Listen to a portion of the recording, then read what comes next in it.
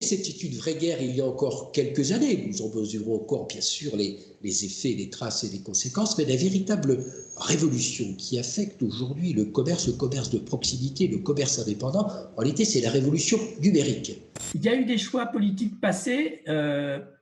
Peut-être qu'à l'époque, c'était judicieux de favoriser l'implantation de grandes surfaces, ou c'était un phénomène de mode à l'échelle nationale, et donc on ne pouvait pas y couper.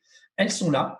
Et au lieu de lutter contre, eh bien, il faut qu'on en fasse une force. Évidemment, on n'est pas là pour faire la guerre.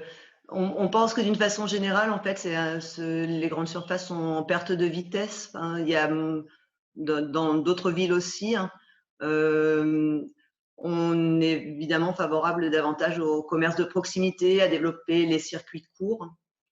Donc, pour nous, c'est davantage créateur d'emplois et de vie pour la ville.